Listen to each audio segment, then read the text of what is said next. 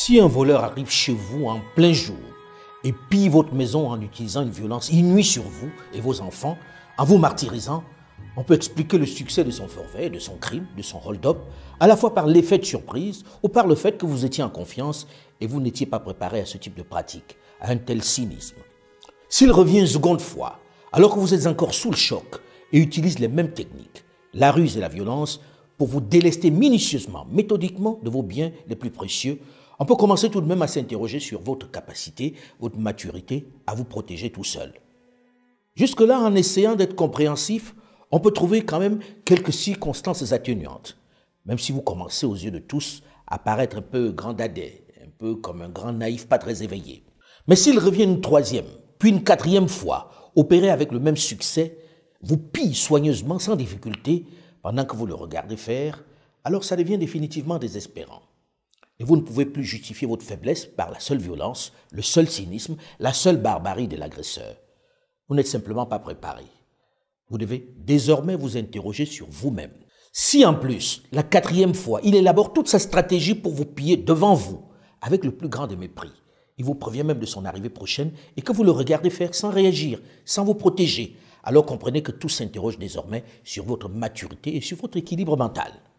Soit vous êtes vraiment un handicapé, auquel cas vous avez besoin d'être pris en charge, d'être sous tutelle, soit vous aimez ça, et alors vous êtes maso et méritez ce qui vous arrive. Il n'est point besoin de s'apitoyer donc sur votre sort. Et votre voleur devient même manifestement votre bienfaiteur. Je refuse de penser à ces deux dernières options. Lorsque les hordes arabes débarquent au sud du Sahara au Moyen-Âge, les réduisent dans une violence indescriptible en esclavage les populations de toute cette région, et leur imposent leur religion, on se dit, on ne s'y attendait pas. Cet esclavage va être particulièrement violent, déshumanisant, cruel, sanglant, déchirant, avec une extraordinaire déportation des populations noires. Entre le Moyen-Âge et le XXe siècle, les Arabes et les Ottomans ont vendu plus de 17 millions d'esclaves africains. C'est un fait. Pendant plus de 1400 ans, les arabo-musulmans ont tué, déporté, castré 17 millions de Noirs. Les jeunes garçons se faisaient couper leur pénis et le scrotum pour éviter qu'ils ne se reproduisent en terre arabe. La plupart des millions d'hommes qu'ils ont déportés ont disparu du fait des traitements inhumains et de la castration généralisée. Ibn Khaldoun, considéré comme l'un des grands savants arabes, exprime sans ambiguïté la perception que l'on avait du noir dans la société arabe de l'époque. Il disait ceci, je cite, « Les seuls peuples à accepter l'esclavage sont les nègres en raison d'un stade inférieur d'humanité, leur place étant plus proche du stade animal. » Fin de citation. On estime à plus de 80 millions le nombre de Noirs morts dans le désert pendant la déportation. Ce qui est triste à dire, c'est que les ateliers de castration, c'est que la nature de l'opération elle-même est une opération qui, malheureusement, donc, laisse très peu de chance pour l'enfant châtré. Donc, l'espoir de survie de l'enfant sont quand même assez minimes. Les opérations de castration faisaient périr entre 70 et 80%. Ça vous donne une idée du massacre. Cet esclavage va durer plusieurs siècles et détruire les cultures, les traditions et l'organisation des sociétés pour installer leurs modèles, leurs valeurs, leurs traditions dans ces régions. L'islam interdisant l'esclavage entre musulmans, les esclaves vont se convertir à l'islam pour pouvoir améliorer leurs conditions. Première grande barbarie venue de l'extérieur donc contre les Africains. Alors que les blessures de cette première violence extrême sont encore vivaces, encore ouvertes, va suivre une nouvelle agression tout aussi subite et meurtrière. La traite négrière, le commerce triangulaire avec son corollaire de déportation, de déchirement des familles, d'éclatement de la société. Sur un total d'à peu près 12 millions d'Africains embarqués de force, environ 10 millions sont débarqués du fait de la forte mortalité à bord. Ils arrivent au Brésil, 45%. Dans les Caraïbes britanniques, françaises, néerlandaises et danoises, 37%. En Amérique espagnole, 11%. Et en Amérique du Nord, 4%. Les esclavagistes inventent des raisons scientifiques et morales pour justifier leurs actes. Ils en appellent, encore une fois, comme les arabo-musulmans, à l'infériorité naturelle des nègres et s'appuient cette fois-ci sur la Bible. Ils disaient devoir convertir les Africains au christianisme pour sauver leurs âmes. Mais la véritable raison qui a motivé le commerce du bois d'ébène et l'esclavage était le profit. Il fallait une main-d'œuvre nombreuse et résistante pour produire la canne à sucre, le café, le coton, le tabac, l'indigo. Toutes les denrées coloniales qui ont enrichi durablement l'Europe. On va donc déporter des dizaines de millions de personnes pour aller travailler comme des bêtes de somme, comme des outils dans les plantations de coton et de canne à sucre en Amérique. L'épisode parmi les plus violents de l'histoire du monde, dans lequel certains révisionnistes s'emploient à rappeler qu'il s'est fait avec la complicité des Africains. C'est une évidence, mais je leur rappelle que c'est aussi vrai que la déportation de milliers de Juifs vers les camps de concentration nazis en Allemagne a été facilitée par la collaboration de milliers de Français, d'Anglais, d'Allemands, de Belges et même de quelques centaines de Juifs. Et pourtant, cela ne fait pas que le crime de la déportation et de l'Holocauste soit imputé aux Français ou aux Juifs. Ce sont les Allemands nazis qui en portent la responsabilité. Bref, ce commerce des êtres humains à grande échelle des Africains va vider le continent noir des millions de bras valides. La plus grande hémorragie humaine de l'histoire du monde. Malgré cela, malgré ces immenses douleurs, ces insupportables déchirements, au XVIIIe siècle, les mêmes vont revenir sur les lieux de crime de leurs ancêtres, les Européens. Et encore une fois, ils vont y pénétrer comme dans du beurre, avec presque la même facilité.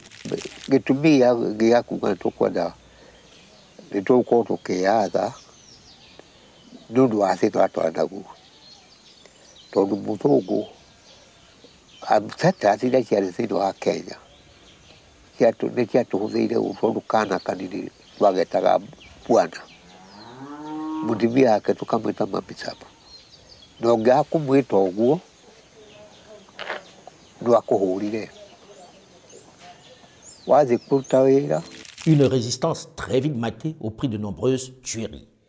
Il faut dire que, comme leurs parents, ils utilisent la même violence, la même cruauté.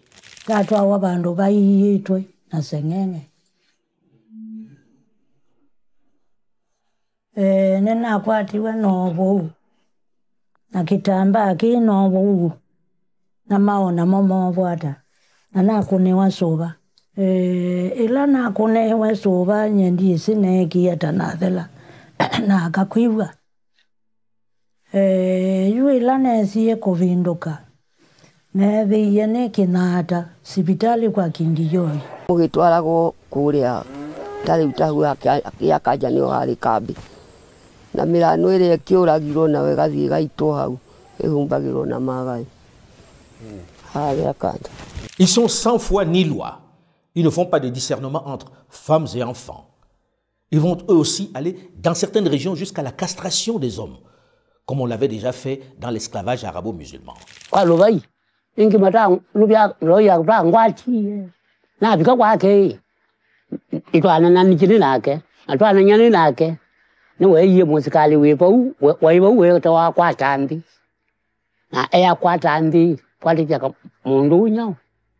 Kwatandi neke lo poko bau bakana kugwenande ayuna kwatwa mau natanda bandu aloba yoka akwete nyau play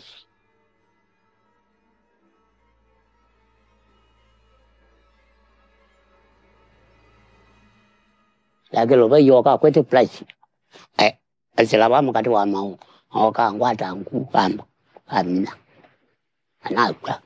Et dit qu'ils se définissent comme des hommes civilisés. Dans certaines régions, ils vont décapiter les résistants et exposer leurs têtes dans les marchés, comme dans l'ouest du Cameroun, dans le pays Bamileke. Question d'installer la peur. C'est la mission civilisatrice. C'est M. Finkielkraut qui dit on a apporté la civilisation aux sauvages. Quelle civilisation?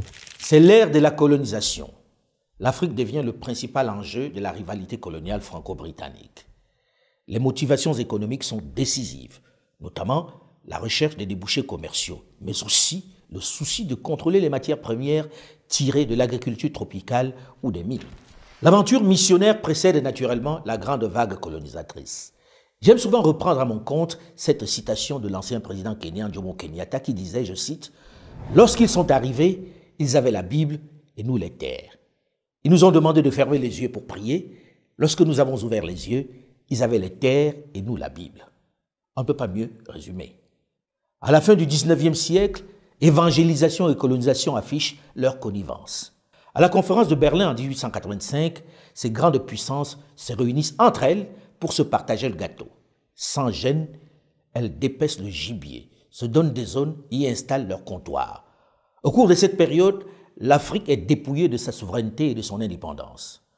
Assaillie, divisée en colonies de dimensions variables, elle offre un visage totalement remodelé, sans aucun rapport avec les entités politiques préexistantes.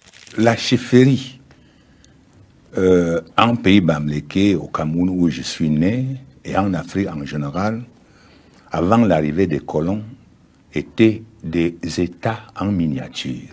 Ce qu'on appelait les royaumes, c'était des États en miniature, avec tout ce qu'un État peut avoir dans sa constitution. C'est-à-dire, c'était des États avec justice, avec l'armée, avec tout ce qu'un État peut contenir. Donc, ce n'est qu'à l'arrivée des colons qu'on a vu le pouvoir de ces États diminuer. En effet, en 1880, début de la colonisation, plus de 90% du continent était encore dirigé par des Africains. 20 ans plus tard, l'Afrique entière, à l'exception du Libéria et de l'Éthiopie, est sous la domination de l'Europe. En morcelant l'espace politique africain, après avoir démantelé les empires et royaumes anciens, la colonisation efface les espaces unifiés dans ces entités géopolitiques. De même, en détruisant les chefferies traditionnelles ou en les domestiquant, la colonisation désintègre les constructions sociopolitiques qui conféraient à la société ancienne sa force de cohésion. En lieu et place, le colonisateur instaure les chefferies nouvelles, qui ne sont que des succédanés des anciennes structures politiques. Dans la colonisation, la religion locale est devenue une superstition. La culture locale est devenue du folklore. La langue locale a été traitée comme un patois.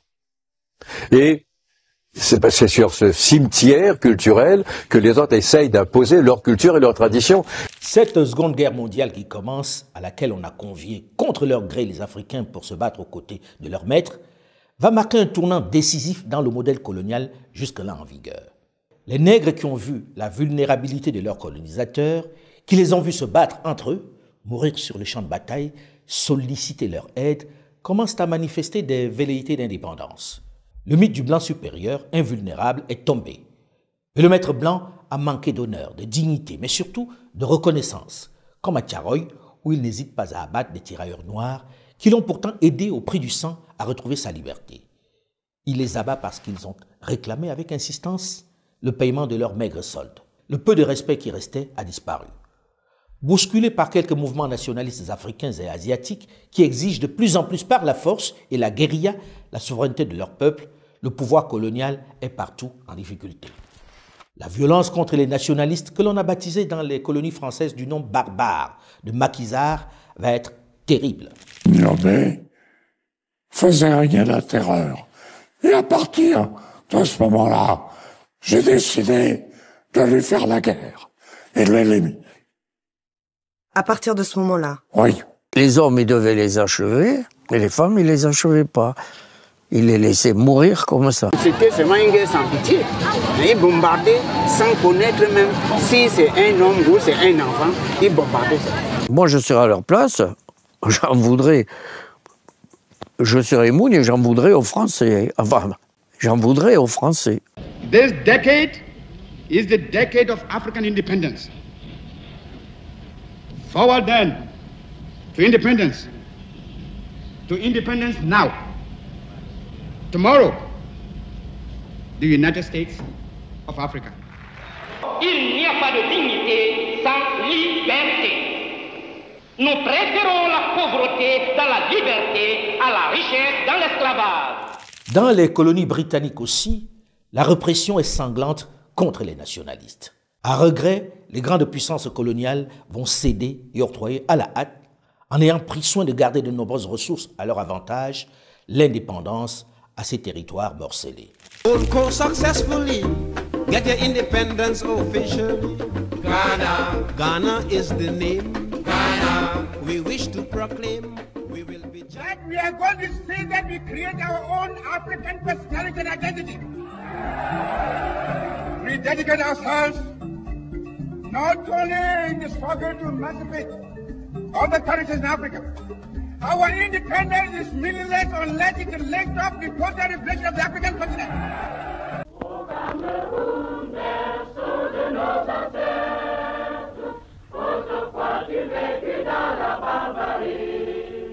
Comme un soleil qui commence à paraître, peu à peu tu sors de ta sauvagerie, que tous tes enfants du nord aussi. Sentinelle, que dis-tu de la nuit? La nuit est longue, mais le jour vient. Le grand jour tant souhaité est enfin arrivé.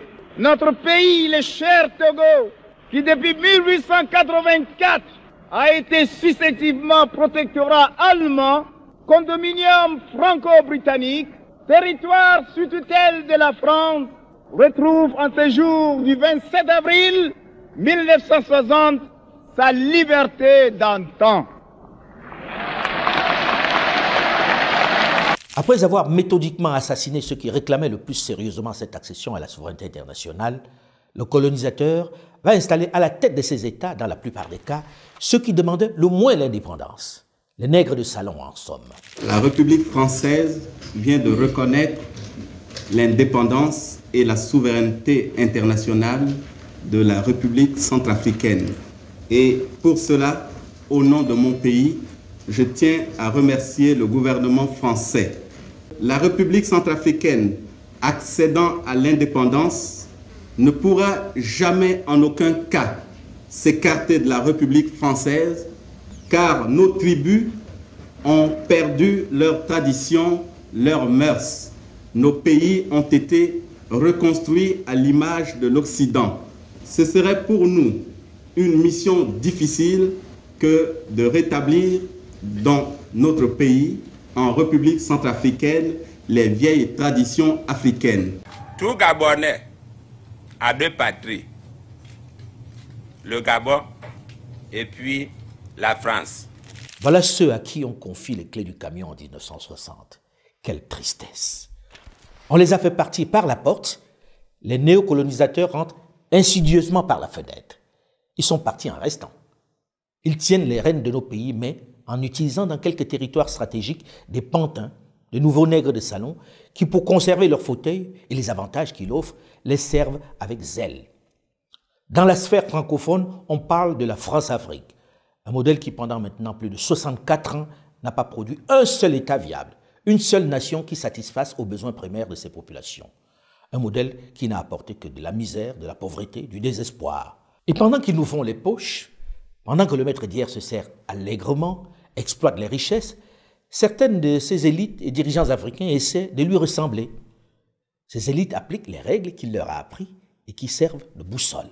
Le maître est bien entré dans leur tête grâce à l'école qui est le grand centre de conditionnement. Les élites sont devenus les serviteurs zélés du maître auquel ils veulent absolument ressembler. Ils ont refusé de réfléchir par eux-mêmes. Ils pensent que l'intellectuel est celui qui a le mieux assimilé les concepts, les valeurs du maître qui les opprime.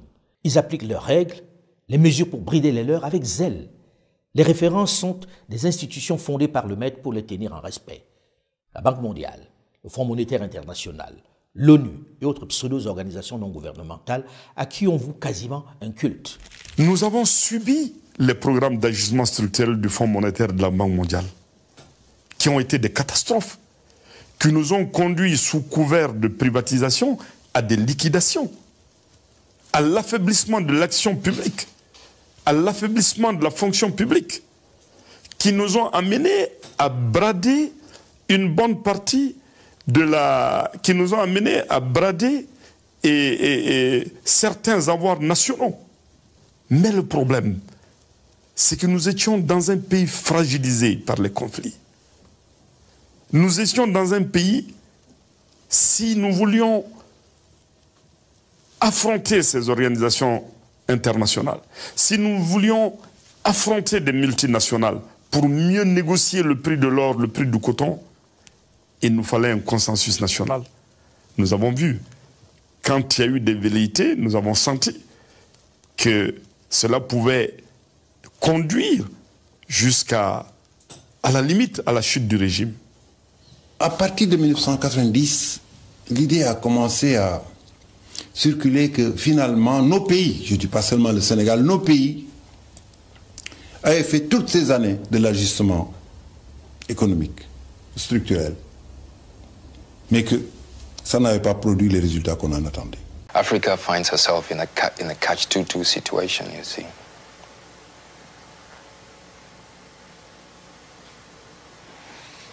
She better watch what she says here and there, or else you don't get that aid or that assistance, etc., etc.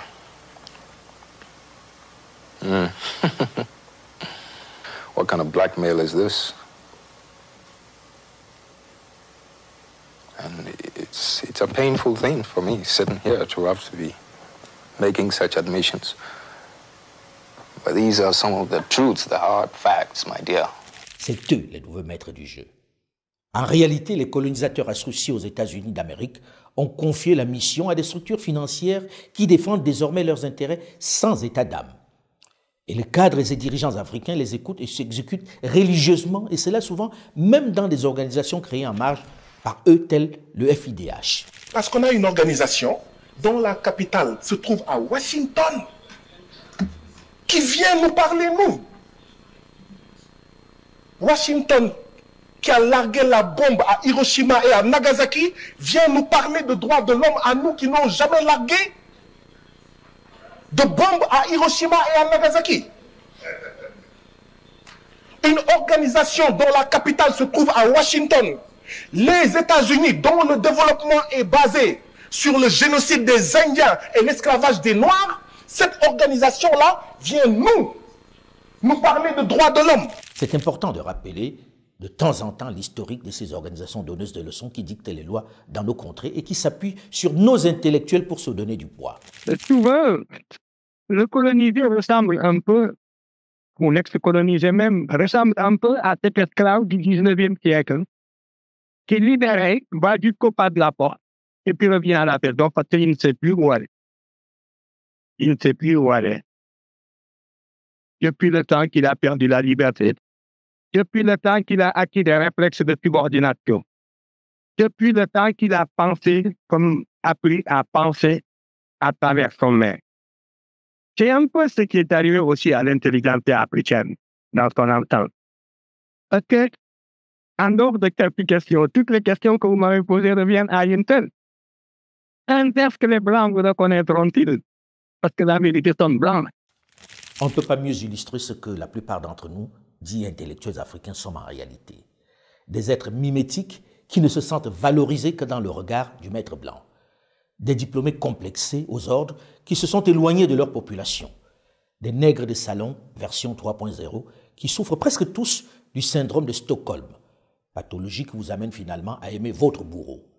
C'est ce qui explique très certainement la succession, la multiplication, l'épidémie des coups d'État auxquels on a assisté notamment en Afrique de l'Ouest ces dernières années. Nous, forces patriotiques regroupées au sein du Comité national pour le salut du peuple, CNSP, avons décidé de prendre nos responsabilités devant le peuple et devant l'histoire. Nous avons décidé de dissoudre la Constitution en vigueur, de dissoudre les institutions. Nous avons décidé aussi de dissoudre le gouvernement. La Constitution est suspendue. Les forces de défense et de sécurité regroupées au sein du Conseil national pour la sauvegarde de la patrie, CNSP, ont mis fin au régime de la 7e République. Une épidémie de putsch qui traduit l'échec d'un modèle en réalité.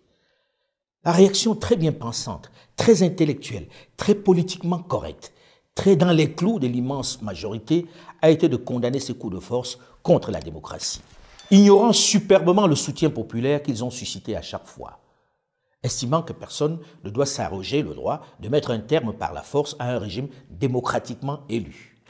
Ça fait très bien de dire ça. On fait comment lorsque le dit régime est entièrement gangréné et piloté de l'extérieur? Lorsque c'est lui qui suce le sang du peuple? On fait comment lorsque par son incompétence, sa corruption, l'intégrité du territoire est directement menacée?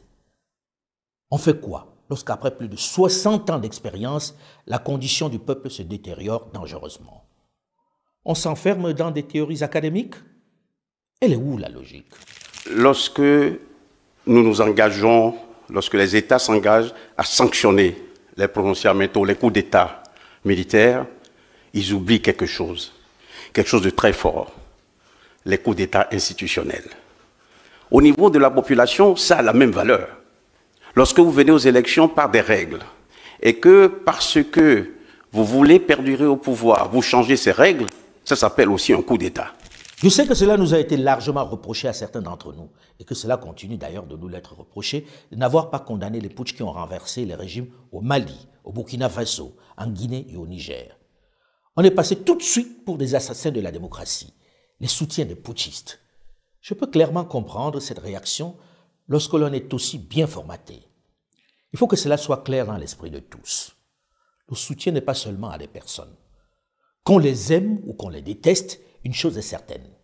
Ces officiers, qu'il s'agisse d'Assimi Goïta du Mali, d'Ibrahim Traoré du Burkina Faso, de Mamadi Doumbouya de Guinée ou d'Abdourahmane Tiani du Niger, ils sont des game changers. Pas parce qu'ils ont fait un putsch, mais simplement parce qu'ils viennent de mettre fin à un modèle qui était arrivé à son terme. Un modèle contre lequel tout le monde en Afrique était opposé, mais n'osait pas s'y attaquer par peur de représailles. Qu'on le veuille ou non, ils ont réussi à mettre dehors ceux qui, pendant tant d'années, imposaient leur rythme, imposaient leur calendrier, imposaient leurs hommes. Parce qu'ils avaient créé cette sorte de chaîne polymère qui se relève à la tête de nos États pour les servir. Et nous sommes venus briser la chaîne. Et c'est inconcevable pour eux. Il a dit qu'il a 3 personnes qui sont ses gens et qui sont de bonnes personnes. Un peut être le président de transition et un autre peut être le Premier ministre. Il a demandé si je peux seulement sortir pour faire une déclaration dans laquelle communiquer les noms du président et du Premier ministre afin de formaliser tout ça. J'ai répondu, cela est hors de question, les citoyens sont en concertation. Quand ils finiront, nous travaillerons en fonction de ce qu'ils décideront. Je me souviens ce jour-là, il m'a dit d'être compréhensif. Il a dit que quand il disait quelque chose à Ibeka, Ibrahim Boubacar Keïta, celui-ci répondait qu'il allait y réfléchir et qu'Ibeka est resté dans les réflexions jusqu'à ce qu'il parte. Donc, qu'il faut que moi je cesse cela. J'ai répondu, non, cela est hors de question. Les citoyens sont en concertation. Quand ils finiront, nous travaillerons en fonction de ce qu'ils décideront.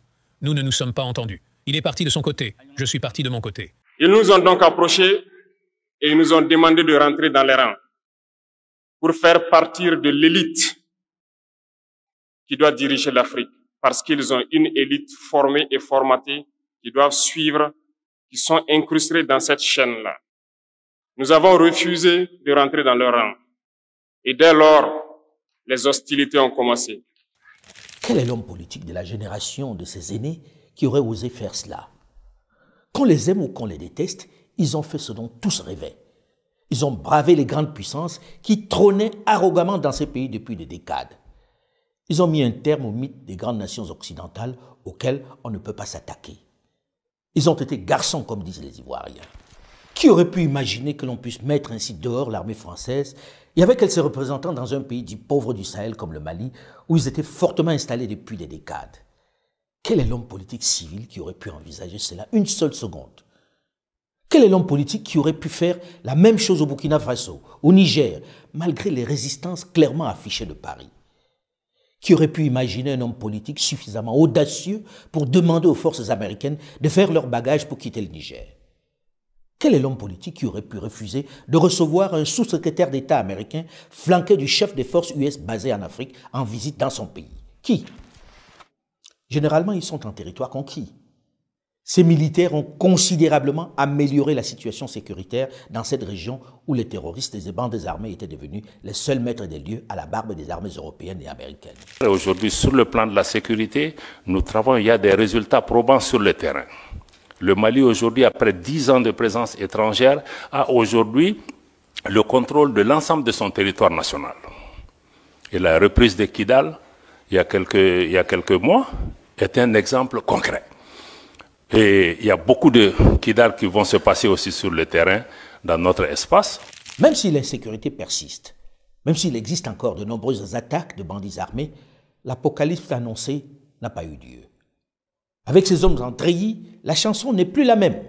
Et ils osent désormais faire jouer la concurrence. On achète du matériel militaire chez les Russes, des drones chez les Turcs, des engins chez les Chinois ou les Iraniens. On sollicite des prêts auprès des Orientaux. Bref, on diversifie les sources. C'est open bar. On est donc loin du siècle qu'a vécu le président Touadéra en Centrafrique, ou alors qu'on refusait de lui vendre des armes, on lui interdisait en même temps d'en acheter sur le marché et d'en recevoir des partenaires.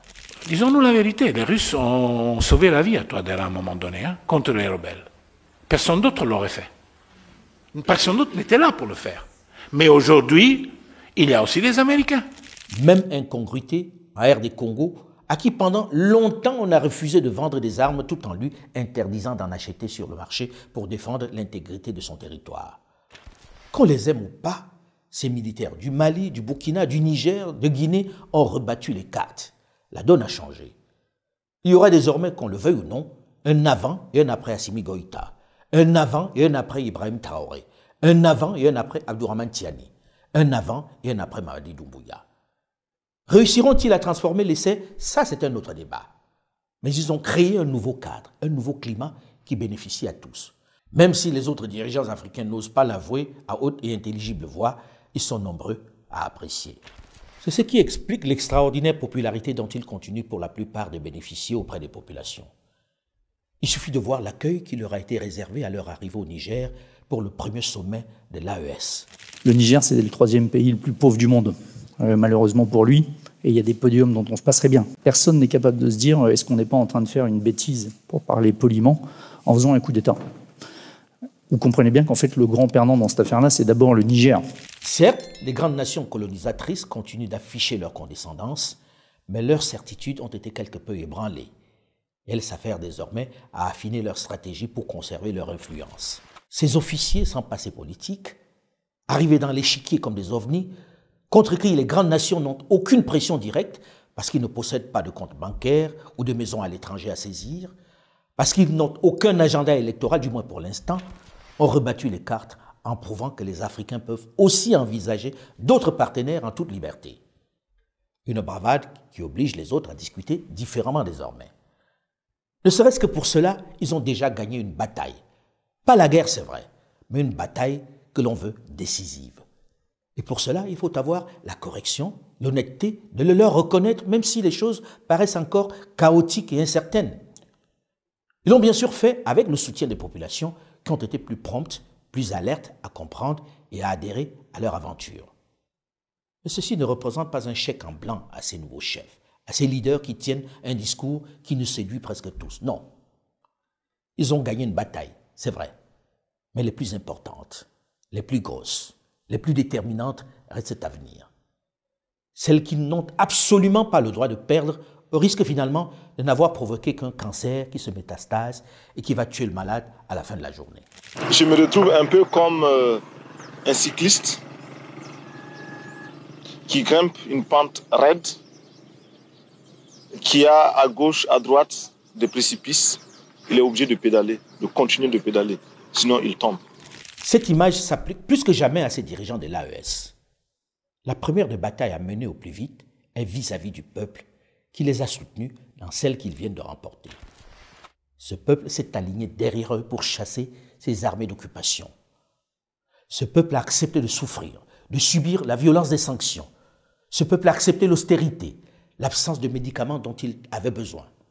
Ce peuple a subi les coupures d'électricité qui ont tué de nombreux petits commerces, qui ont entraîné le décès de malades en salle d'opération. Ce peuple a accepté tellement de sacrifices qu'il veut maintenant commencer à voir le bout du tunnel. Il ne peut indéfiniment se contenter de rhétorique révolutionnaire. Il ne peut continuer indéfiniment d'attendre. Il s'agit maintenant, pour ces leaders, qui lui ont redonné sa dignité, pour ce gouvernement issu de ce coup d'État, pour ces régimes qui ont fait grandir en eux tant d'espoir, de fixer un cap, de sortir de la gestion au quotidien des affaires courantes pour leur donner de l'espoir. Ces populations sont fatiguées, lasses d'attendre. Il importe de leur montrer qu'elles ont eu raison de les soutenir, que le meilleur dans leur assiette, dans leur quotidien, est à venir. Lorsque l'on vit dans tous ces pays, il faut reconnaître que le coût de la vie a explosé.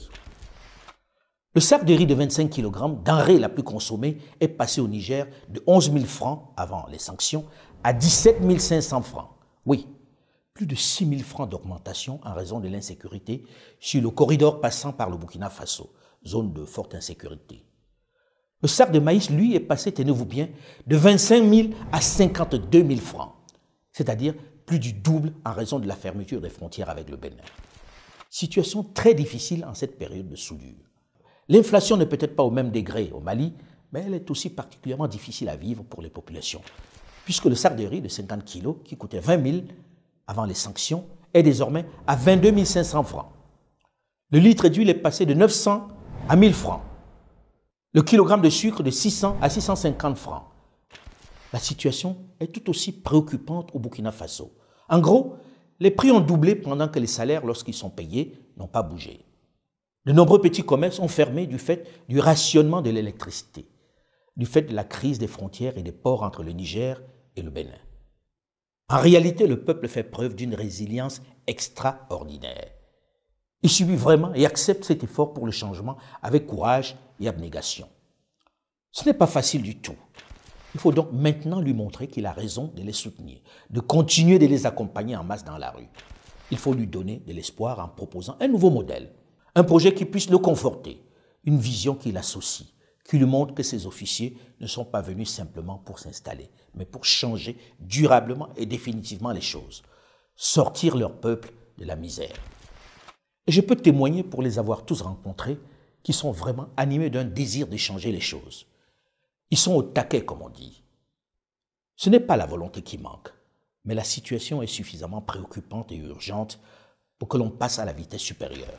Pour cela, il faut une grande union, un grand cadre de discussion, de réflexion, de partage des idées que l'on doit vite rendre concrètes, se mettre en mode écoute, puis vite en mode action. Bref, il faut donner aux populations l'opportunité de participer à ce changement et faire vivre, entretenir l'espoir à travers la nouvelle manière de penser l'Afrique. J'entends déjà certains ironiser sur le fait qu'on ne va pas inventer la roue, que l'Africain n'en est pas capable. Je pense que c'est faire preuve de défaitisme et de manque de confiance en soi.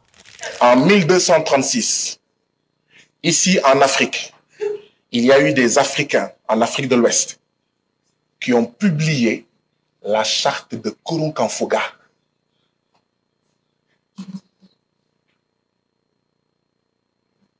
Quand nos femmes et nos mères étaient reines, comme la reine Poukou, comme Aline Sitoé Diatta, la femme blanche aux États-Unis n'avait pas le droit de vote.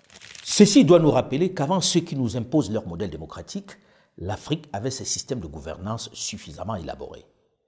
Il n'y a pas de raison que plusieurs siècles après, sa jeunesse ne puisse pas être capable de s'en inventer un adapté à ses réalités, à moins que nous pensions que nous sommes vraiment inaptes à toute pensée élaborée. Il s'agit d'y croire et de s'y lancer. Nous, à Mansa, nous y sommes déjà. On n'a pas la prétention d'avoir trouvé la solution, mais il faut bien commencer et ne pas avoir peur de se tromper. Comme chez le médecin, le mal a été identifié, le diagnostic est établi. Il faut maintenant trouver le bon remède. Ça peut prendre un peu de temps. Tout dépend de la capacité de notre jeunesse à réfléchir aux composantes, aux produits efficaces, aux médicaments idoines. C'est de cela qu'il s'agit. Il peut y avoir des loupés, des effets indésirables. Ce n'est pas dramatique. C'est de nos erreurs que l'on apprendra. On va ajuster en fonction. L'essentiel est d'essayer avec courage et détermination. Aux leaders des pays de l'AES de s'y lancer au plus vite. Il ne faut surtout pas perdre le soutien du peuple dans cette bataille décisive. Surtout que les traditionnels hommes politiques sont déjà à l'œuvre pour monter la population contre eux. Privés de toute perspective, épuisés d'attendre l'opportunité de retourner aux affaires par les traditionnels semblants d'élections, impatients de voir les choses revenir comme elles étaient, ils sont en action. Il faut coûte que coûte revenir à la table à manger. Ils œuvrent fort dans l'ombre pour convaincre les populations que les militaires aux affaires sont des amateurs, des apprentis sorciers qui les conduisent droit dans le mur. On en croise régulièrement à Paris, Londres et Washington qui font une cour assidue aux autorités pour se présenter, se proposer en alternative, en solution une fois qu'ils auront renversé les régimes en place au pays. Ils sont nombreux. On les voit grenouiller ici, invitant, comme le faisaient déjà leurs aînés, des responsables des ministères au restaurant pour dire combien ils sont fidèles aux principes proposés par l'Occident. Si on ne cite pas les noms, on les connaît bien. On les voit. Les vieilles habitudes ont la peau dure et ils n'ont pas compris qu'ils n'auront pas le soutien du peuple qui a de la mémoire et qui se souvient que cette situation de crise, ils en sont pour une majorité les premiers responsables. Tous ces chefs de parti et anciens ministres qui ont fait de la politique leur métier et qui voient dans ce bouleversement la fin de leurs privilèges doivent comprendre que ce temps est révolu, que leur démarche pour déstabiliser ceux aux affaires ne contribue pas à faire avancer le calendrier global. Ils n'ont pas besoin des autres pour revenir. Ils ne sont pas la solution. Ils sont pour beaucoup une des sources du problème. S'ils étaient capables de mieux, ça se saurait. Ils l'auraient démontré par le passé. S'ils veulent être utiles, ils doivent plutôt apporter leur expérience au service du mouvement qui est en marche. Il faut de nouveaux acteurs. Il faut renouveler la classe politique. Mais il convient dans le même temps d'attirer l'attention de ces dirigeants de l'AES qui semblent soucieux de leur peuple du risque de plus en plus affiché que certains de leurs proches font peser sur leur image, sur leur engagement, sur leur combat par leur propension aux enlèvements intempestifs injustifiés de personnes. Je me souviens de ce que ceci avait eu comme conséquence négative dans la révolution sankarienne avec certains CDR. Vigilance donc. At the end of the day, it is critical for the U.S. to have a footprint on the continent. Even a little goes a long way. The same can be said of U.S. business investments.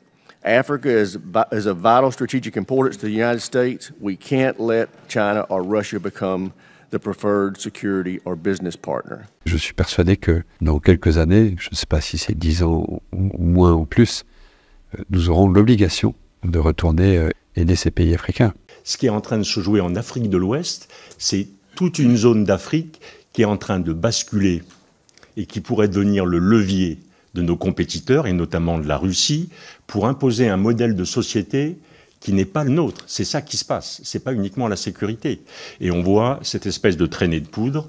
On voit maintenant les Russes qui sont arrivés au Tchad, qui sont au Burkina, qui sont au Niger, qui sont peut-être bientôt au Sénégal. On sait qu'ils avaient manifesté leur intention de prolonger vers la Côte d'Ivoire. C'est pour moi un peu ça l'enjeu.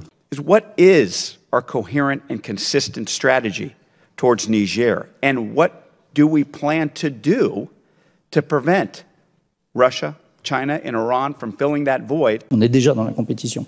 C'est ce qu'il faut bien comprendre. Et plus spécifiquement en Afrique. En renvoyant chez eux les puissances dominatrices, en contrariant leurs intérêts, en leur enlevant le gâteau de la bouche, ces officiers, désormais à la tête des États du Sahel, les ont mis en colère. Ils sont plus que jamais décidés à revenir de façon forte. Ils sont aux abois et multiplient naturellement les stratégies pour reconquérir. En fait, c'est dans le champ informationnel qu'on doit considérablement faire évoluer notre posture en étant beaucoup plus fort, beaucoup plus habile, beaucoup plus présent. Et ceci nécessite d'avoir une compréhension beaucoup plus fine de nos partenaires, mais aussi de mettre nos partenaires en responsabilité. C'est-à-dire que la communication en Afrique, en particulier, c'est les pays africains qui doivent le faire. Il n'y a pas qu'une Afrique. Et donc moi, j'en vois 4. Je vois une première Afrique, c'est l'Afrique de l'Ouest et le Sahel, c'est l'Afrique des risques et c'est l'Afrique des frottements stratégiques avec nos compétiteurs. C'est celle dont la France est en train d'être expulsée. Il y a une deuxième Afrique, je ne veux pas dire que c'est l'Afrique centrale, c'est l'Afrique du centre et c'est celle qui est l'Afrique de la francophonie et des ressources stratégiques. On vient de découvrir des gisements incroyables en terres rares et en minéraux rares au Zimbabwe. Et les Chinois y sont déjà, les Russes y avancent. Je ne pense pas que des sociétés françaises aient déjà examiné leur engagement au Zimbabwe. Il y a ensuite une troisième Afrique qui est l'Afrique australe. Je pense que c'est l'Afrique du business. Et parmi les plus grosses économies, il y a évidemment l'Afrique du Sud. Donc c'est plutôt ce domaine-là qu'il faut privilégier. Et puis enfin, il y a l'Afrique de l'Est. Et pour moi, l'Afrique de l'Est, c'est l'Afrique des flux commerciaux entre le canal du Mozambique, entre la mer Rouge, entre ces lignes-là. Et c'est ça qui sont les priorités. C'est bizarre, ça a un air de déjà vu, non? Des airs d'une conférence en 1885 à Berlin, non? Avec ce coup-ci, un acteur qui n'était pas là à cette période-là du 19e siècle et qui est devenu le maître du monde. 两国应该做伙伴，而不是当对手，应该彼此成就，而不是相互伤害，应该求同存异，而不是恶性竞争，应该言必信，行必果，而不是说一套做一套。我提出相互尊重、和平共处、合作共赢三条大原则。 En fait, les acteurs se sont multipliés puisque désormais nous avons la Chine, la Russie, l'Inde, la Turquie, l'Iran, le Japon et même la Corée du Sud pour se partager l'Afrique. Ce qui évidemment contrarie sérieusement les plus anciens qui voient leur gâteau leur échapper beaucoup trop rapidement à leur goût. Ce n'est pas la Chine, la Russie et Wagner qui vont apporter des solutions durables aux très grandes difficultés que connaissent ces pays africains. et leur population. On est tous d'accord qu'il y a malheureusement une instabilité en Afrique et qu'il faut aider l'Afrique à sortir de cette instabilité. Rien de bien surprenant dans l'argumentaire, rien de nouveau sous le soleil, même si le discours reste paternaliste, même si l'arrogance est toujours aussi forte, même si certains parlent encore d'aide, alors que tout le monde est conscient qu'il s'agit d'abord et seulement d'intérêt. Les contrariétés, j'allais dire, les humiliations n'ont manifestement pas modifié le logiciel. Si notre pays a l'intention de continuer à peser ou de conserver une forme d'influence dans cette zone-là, il est clair que ça n'apparaîtra pas dans les champs physiques. Je pense que l'option militaire, ou la présence militaire, ou la visibilité militaire ne sera plus un critère pour développer cette influence. Je pense qu'elle reposera sur les champs immatériels. Il faut passer d'une stratégie démonstrative et bruyante à une stratégie discrète et une stratégie d'accès. C'est à mon avis ça l'enjeu. Il faut que l'on travaille avec les médias locaux. Et donc il faut qu'on trouve comment on va conserver une relation avec nos partenaires africains, continuer à les aider, mais pour autant sans que dans le champ informationnel, finalement, la France et les armées françaises, ce qu'elles produisent de positif, soit complètement dégradé. Eh bien voilà ce que l'on pourrait faire. On pourrait se faire demander, évidemment, c'est pas une offre, mais on pourrait se faire demander que l'ensemble Port-Bouët, port, aéroport d'Abidjan et Lomé Nord soient transformés en camp multinational de mise en condition opérationnelle des contingents qui vont participer à des opérations, que ce soit des contingents africains ou que ce soit des contingents européens. Voilà ce qu'on pourrait faire. Et dans ce domaine-là, comment on fait pour baisser la visibilité d'un projet comme ça? C'est extrêmement simple. GEOS l'a fait en Afghanistan, GEOS l'a fait au Mali pour assurer le fonctionnement et la vie d'un camp. Ensuite, DCI est capable de faire de la formation sans porter spécialement des uniformes français. Expertise France est capable de faire le reste. Et là, on a un projet, dès lors que les Africains nous le demanderaient, qui serait d'abord intégré avec tout ce qu'on est capable de faire sur les mines, sur la formation médicale, sur la formation militaire, sur la livraison de matériel. On peut aller plus loin, on devrait aller plus loin. Cet intégrateur, il devrait être capable de balayer le champ depuis l'humanitaire jusqu'à la formation militaire. C'est clairement dit, n'est-ce pas? Mais la nouveauté, qui est de taille, c'est que désormais, les Africains voient bien la stratégie. Ils sont au courant des voies et moyens mis en œuvre pour revenir. Le secret qui entourait ce type de projet ne fonctionne plus. La technique de la conférence de Berlin est loin. Ce type de rencontre pour se partager l'Afrique ne peut plus être secret. Il ne serait donc plus logique, compréhensible, que l'Afrique se fasse à nouveau pénétrer et coloniser cette fois-ci sans réagir. L'argument de la surprise n'est plus valable. L'argument du complot nuitamment préparé aussi n'est plus valable. L'argument de l'aide ne l'est plus non plus. Cette fois-ci, pas de raison de rester passif, de subir. Il s'agit maintenant, et c'est en cela qu'une confédération comme l'AES est vitale, d'élaborer une stratégie commune pour répondre à ce nouvel impérialisme, à cette invasion. Ce n'est qu'unique que la réponse va être efficace, cohérente et bénéfique pour l'Afrique. Les autres continents sont dans leur rôle. Elles ont besoin de nos matières premières, de notre sol et de notre sous-sol. Elles l'ont désormais clairement exprimé. Elles ne parlent plus de nous civiliser. Elles ne parlent plus de nous évangéliser. Elles ne parlent plus toutes de nous aider, puisque nous avons compris. Elles parlent clairement, sans ambiguïté, d'installer leur influence, de sauver leur part du gâteau. Elles avouent sans gêne que notre continent est une zone de compétition entre elles. Si nous nous laissons faire ce coup-ci sans réagir, alors nous ne sommes pas des hommes à part entière. Alors nous méritons notre sort. Toutes ces puissances élaborent les politiques africaines. Peut-être que nous devrions penser, nous aussi, à élaborer notre propre politique africaine et en tirer des politiques européennes, américaines, chinoises, russes et autres. C'est plus que jamais le moment d'en finir avec ces divisions qui donnent de telles images détestables de nos dirigeants réunis autour d'un chef d'État qui les a convoqués. On ne peut pas dénoncer les sommets Afrique-France qui ont rythmé la vie de nos États avec toute la charge misérabiliste qu'elle affichait et accepter de la remplacer par les sommets Afrique-Chine, Afrique-Russie, Afrique-Japon, Afrique-Turquie, Afrique-Inde et même Afrique-Corée désormais. Ça manque vraiment de sérieux et de fierté. Ça fait pitié de voir tous ces dirigeants représentant plus d'1,3 milliard d'Africains réunis autour d'un seul chef d'État dont la population ne représente même pas le 10e de celle du continent. Eux mettent en œuvre leur politique de conquête de l'Afrique et nos chefs viennent quémander qui est une route, qui est un hôpital, qui est un stade de football. Si l'Afrique ne s'unit pas, si elle ne travaille pas à concevoir son propre projet commun, si chaque pays continue de jouer chacun de son côté, si on continue ainsi, la 4e vague de colonisation va se faire avec la plus grande facilité. Même toute cette obsession occidentale, non, nous et pas les autres, je trouve est vraiment une obsession. Il faut comprendre que le monde est devenu adulte beaucoup plus rapidement de ce que nous les Blancs, avions pensé. Les autres grandes puissances sont en réalité dans leur rôle. Elles sont juste pragmatiques. Elles doivent aller chercher ce dont leur peuple a le plus besoin pour vivre et se développer. C'est à nous, conscients de cela, d'être jaloux de nos intérêts et de nous organiser pour les protéger de l'appétit particulièrement vorace des autres. Au lieu de pleurnicher, de geindre, il est temps de s'organiser, de se structurer pour faire face à la néocolonisation qui, cette fois-ci, vient de partout. Il faut s'unir, s'organiser autour d'un projet viable. Notre région n'a jamais connu simultanément autant de défis depuis de nombreuses années. En effet, en dehors de nombreuses menaces liées à la paix et à la sécurité, ainsi que les défis liés à la pauvreté, notre région est également confrontée au risque de désintégration. Pour nous, le sort de nos pays ne va pas se décider à Bruxelles, à Paris, à Washington ou à Londres. Ça se décidera à Bamako, à Ouagadougou, à Niamey, etc.